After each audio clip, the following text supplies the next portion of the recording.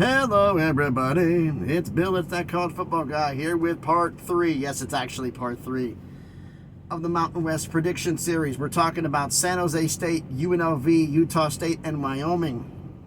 After getting those 4 done, we're also doing a full recap of the standings. We have a bit of a tie break we got to deal with here. And who's going to be playing in the Mountain West Conference Championship and who will win it. So, shall we get into this? All right, let's talk with San Jose State first. 7-6 last season. We all know head coach Brent Brennan left to take the Arizona job. They left 7-6 last year, lost to Coastal Carolina in the Hawaii Bowl. Vegas has got their win total of 4.5 because Brent left and former UCLA tight ends coach, long time for 16 years, was the head coach at Navy. Ken Niumatalolo will be the head coach at San Jose State, known for the triple option, but the fact is he's not calling plays. Craig Stutzman will be taking over. He was previously the passing game coordinator at Texas Tech, so the offense will be moving a lot more. It will not be running triple option. Who is going to be the starting quarterback at San Jose State? Well, right now, Washington State transfer Emmett Brown. No, not the Emmett Brown you're thinking of from Back to the Future. Seems to be in the lead for it. Since Jay Butterfield was going to be there, but he's no longer on the roster. And nobody knows where he's at, but he's not on the roster as of now to compete, so far as I've known. So we'll see how that goes. On the offensive line, I should say one thing here. Running back room will be okay. Wide receiver room is solid, but the running back room will be okay, but the fact is they probably take a step back because the offensive line is very inexperienced. How quickly can they get up to speed for this with the new offense? We'll be finding out about that. Defensively, front seven should be good. The linebackers they'll be flying around all over the place making the plays. The secondary is very inexperienced as well, but they're athletic and they can make plays. So we'll see how this goes. It's going to be kind of an up and down season with the secondary, I think. So shall we get into this? San Jose State starts off the season at home against Sacramento State. Quality FCS school, but you're going to beat them. On the road, week 2 against Air Force. Watch part 1, you know I have them losing to Air Force. Then home against Kennesaw State. This was kind of a coin flip game for me, but they're at home, so I'm going to give you the win over Kennesaw State. Then on the road at Washington State, you don't have the talent they have. I'm sorry, even with all their problems, they still have more talent than you. You're losing to Washington State. Then you get the bye. You come out of the bye at home against Nevada. I covered this in part 2. You're going to beat Nevada. On the road following week at Colorado State. I covered this in part 1. Unfortunately, you're going to get the loss there. Then at home against Wyoming. I would normally give you the edge, but Wyoming is just more talented than you are. And that defense is something serious. So I'm going to have you losing at home to Wyoming. Then on the road at Fresno State the following week, I covered this in part 1, you're losing to Fresno State. You come out of the bye, because that's like San Jose State's problem here. If you look at the schedule, they were 3-1 after Nevada. And then the bottom fell out. Because out of the bye, in these last 4 games, jeez. On the road at Oregon State, yeah, you actually played them last year and you lost to them by 25 at home. They may have a different team, but I don't see anything any different happening. You're losing to Oregon State. At home against Boise State, I covered this in part 1, you're losing to Boise State. At home against UNLV, you beat them by 6 on the road last year. This game is one of the ones they got circled because this is going to be a very important game for them. A very important game for them. And I have UNLV coming into your stadium and beating you. Because they have, even though they have a new quarterback situation going on there, a lot of the core team, mainly Ricky White being back, is huge for them. And then finally finish out the season at home against Stanford. If you watch the ACC predictions, you know you lose that game. So after starting 3-1, you lose 3-2, excuse me. You lose 7 straight games to finish the season. 3-9, 1-6 in conference. I make sure that one. But yeah, so I had you on 3-9. Vegas had you winning 4.5, so you went under the Vegas win total. Now we got UNLV. Their Vegas win total right now for this season is going to be 7.5. So they're expecting something out of them. They went 9-5 last season, lost their last 3 games, including losing to Kansas in the Guaranteed Rate Bowl. Barry Odom is back. and he looks to improve this team in his second season as the head coach. The big thing back for this team is Brennan Marion, who had a chance to be a head coach and coordinator. He turned it down to stay in Vegas, which is a very unique situation. So that offense that kicked tails can do it. Now, Miami's gone to USC. Who's going to be the starting quarterback? We got a battle going on between Holy Cross transfer Matthew Sluka and Campbell transfer Haj Malik Williams. Both QBs, based upon how the system runs, they're both fit. So it's going to be an interesting battle there. Running back, it's going to be running back by committee for UNLV this year because they really don't have a star back. Wide receiver room, Ricky White, and he's going to be playing on Sundays, folks. He's the best wide receiver in the conference. He's back, and the rest of the wide receiver room is solid behind him. The offensive line, here's the one thing about it. This line with the transfers they got in, this actually may be the best offensive line they've had since their bowl team era, which was 2014. Like in a decade. It's been that long that they've had a bowl offensive lineman that good. And that's when they had a couple of and me being an old fan of UNLV, going there, remembering Brett Boyko and Cameron Jefferson, who were there before Cameron Jefferson went off to Arkansas and then went to the NFL. Brett Boyko went to the NFL. You had two NFL offensive linemen out of a UNLV unit. That's how good it was back then. This is one of the best lines they've had since then, to give you a scale here.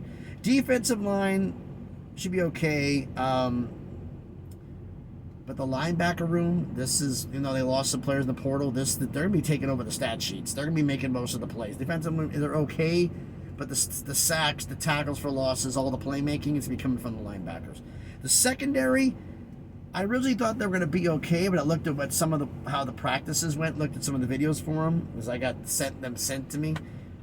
If the transfers play up to par, they could be a pretty damn good secondary. But we're going to see how it goes. So let's start off with UNLV's schedule. I got to give credit to UNLV for one thing. This is the toughest non-con of any of the Mountain West schools, by far.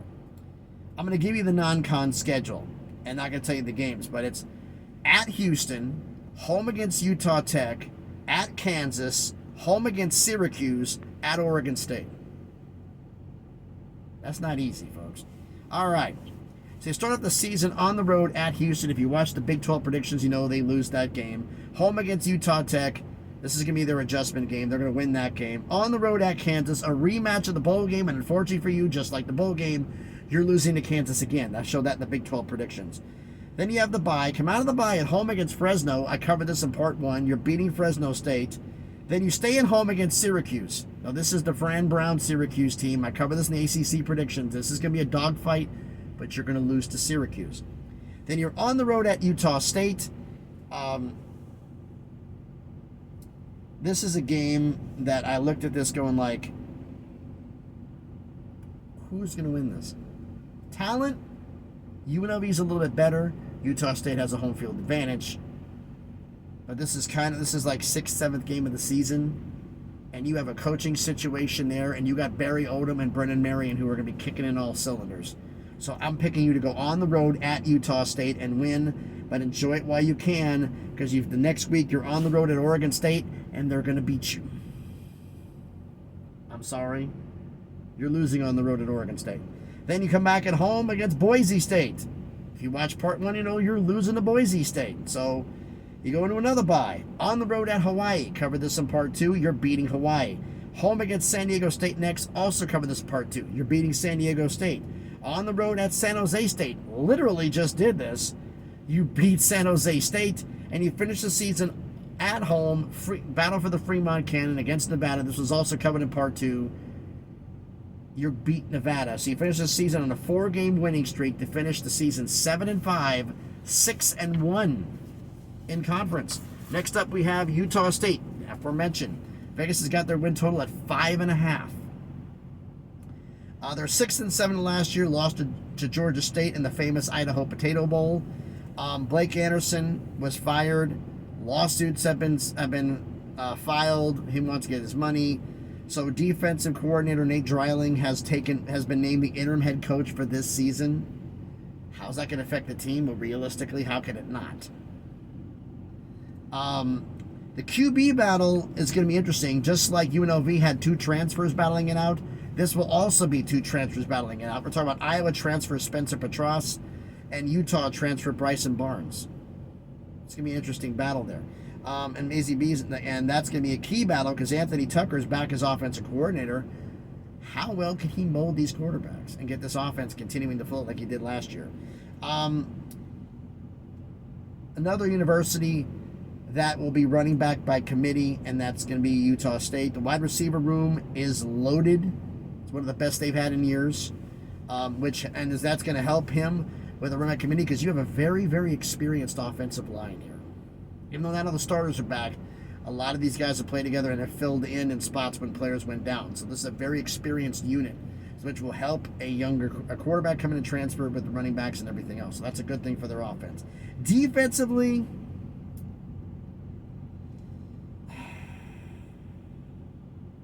the whole defense needs work. I mean, every aspect. Yeah, it's every aspect I could say. Defensive line, linebackers, secondary. Everything is, they did great. Yeah, but not enough plays in the backfield. Too many missed tackles. Too many miscalculations on routes and leaving receivers open.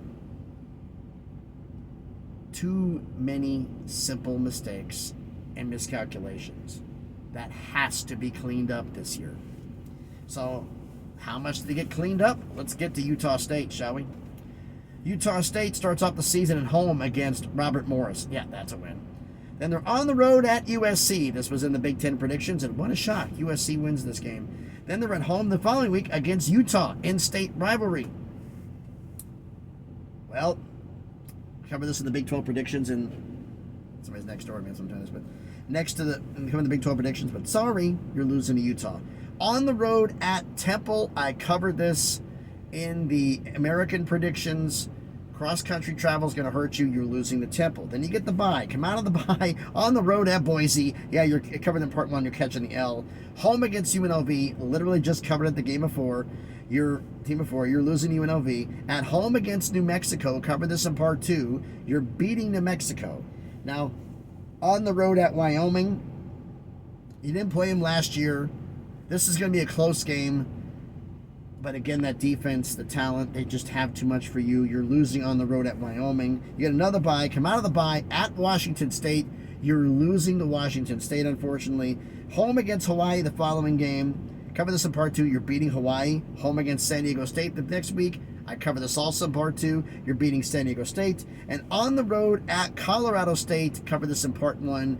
You beat Colorado State. Finish the season on a 3-game winning streak to go 5-7 overall.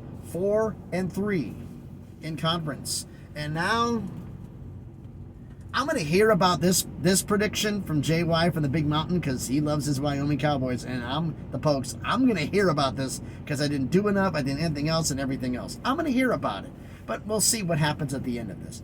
All right, Wyoming, the Cowboys.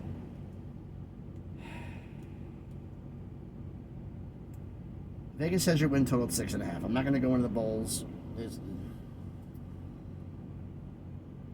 Craig Bowl wasn't as great as he was at North Dakota State. But he was a damn solid coach. And he retired. So now, defensive coordinator Jay Sawvell full-time takes over as the head coach. How much of a transition will this be? How much of a change is there going to be? Well, there's new coordinators. And offensively, hey, I mean, he picked up Jay Johnson, who was the OC at Michigan State under Mel Tucker. So, he got a good coordinator there.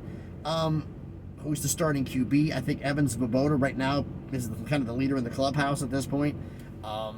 He didn't really get much playing time last year. How quickly can he develop and he take this job? There's also some younger guys who can come in who could possibly take it from him. But the key to this offense is the running game. It was over 4 yards a carry as a team last year. They're going to be the focal points of the offense. And they're also a group that's really going to be the driving force here. And they need to be. The offensive line's okay. The depth is decent. But the running back and the wide receivers is a problem. There is too much production gone. Your leading receiver from last year's team is Alex Brown, who had 8 catches. That is a problem. Now, can the transfer step up with the new offense? We're going to see how this goes. That's the issue. Now, defensively, interesting for me is Craig Bull's son, Aaron, moves over from linebacker. I think he was a linebackers coach to be the defensive coordinator. Sawbell's taking his hands off for now. I have a funny feeling if things go bad, he's going to jump in.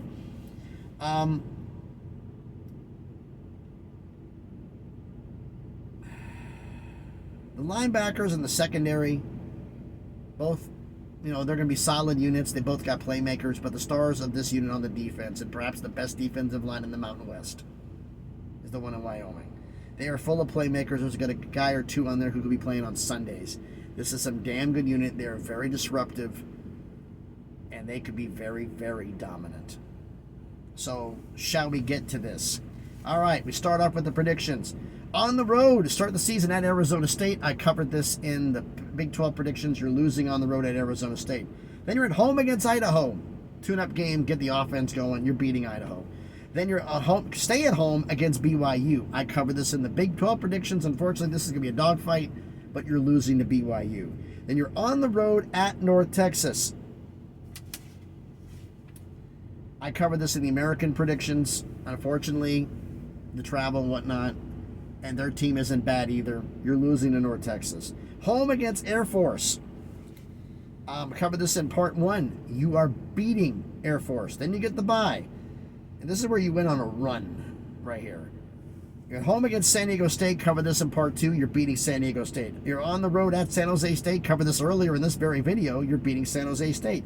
Home against Utah State. Literally just did this the prediction before. You're beating Utah State. Then you're on the road at New Mexico. It will be a tougher game, I think, for you. But as covered in part 2, you're beating New Mexico. Then you get your second bye. You're on the road at Colorado State. Cover this in part 1. You're beating Colorado State. Home against Boise. This is going to be a dogfight. I covered this in part 1, but you're losing to Boise State. And then you're on the road at Washington State to finish the year. And unfortunately, you're going to catch a loss against Washington State. So you finish the season 7-5, 6-1 in conference. Notice something? All right. Let's get to this. The recap of the standings. We'll go from the bottom up. The Cellar Dweller. Not a surprise if you watch part 2. Nevada. 1-11, 0-7 in conference. We had 2 schools that went 1-6 in conference. San Jose State was 3-9. New Mexico was 2-10. We have 2 schools that went 2-5 in conference. Hawaii was 5-7. San Diego State was 3-9. We had 2 schools that went 4-3 in conference. Colorado State was 6-6 overall. Utah State was 5-7. We had 1 school at 5-2 in conference, 8-4 overall. That was Fresno State. Boise State, you remember, part 1, 11-1, 7-0 in conference. 3 schools at 6-1, 8-4 Air Force, and 7-5 UNLV in Wyoming. Tiebreak city. Now, last year we had a 3-person tie last year, and San Jose State, based upon the tiebreaks from normal tiebreaks, should have been the one that in the championship game. I'm in Vegas, lived in Vegas, been there for 40 years. UNLV shouldn't have been there. They wanted the game in Allegiant for viewership. That's the only reason I think that UNLV got it. Because San Jose State beat UNLV. Last game of the year. That's the tiebreak. But they didn't want to have the game in San Jose. They wanted to have more seats. That was the whole reason. Well, 3-way tiebreak. UNLV and Wyoming both played Boise. Air Force didn't. Both UNLV and Wyoming lost to Boise. UNLV and Air Force didn't play each other. Wyoming and Air Force did. Wyoming beat Air Force. So in my book, Wyoming wins the tiebreak. So it is Wyoming traveling to the Smurf turf to go play Boise. And unfortunately for Wyoming, the Cowboys, sorry, JY, you're losing to Boise State. And they will win the championship of the Mountain West this season. So, You tell me, full recap, what do you think about all of this? Down in the comments. So, again, thanks everybody for watching the video. If you haven't done it already, do me the favor. Smash the like button, hit the thumbs up. It helps with the algorithm. Helps the video be seen by more people. Comment on the video. We had the individual recaps for San Jose State, UNLV, Utah State, and Wyoming, as well as the recap of everybody. And Boise beating Wyoming, based on my interpretation, my thoughts on the tiebreak. Who it should be for the championship. But why don't you let me know what I got right, what I got wrong? Let me know down in the comments. Share the video if you want to, and if you haven't done it already, check out some of the other videos I've done.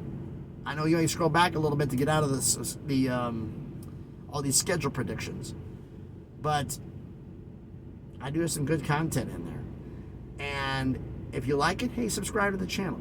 You know, on the way to 700 subscribers, slowly but surely on that crawl to 1,000 to make some things happen. So again, thanks everybody for watching this video. If you want to follow me on Twitter, on X, the link will be in the description. Thanks everybody for watching. Tomorrow, it's the Pac-12 prediction video. Yeah, Oregon State and Washington State. A little bit shorter video. And then Friday is going to be the last 4 of the subscriber roll call schools, unless we get another one in the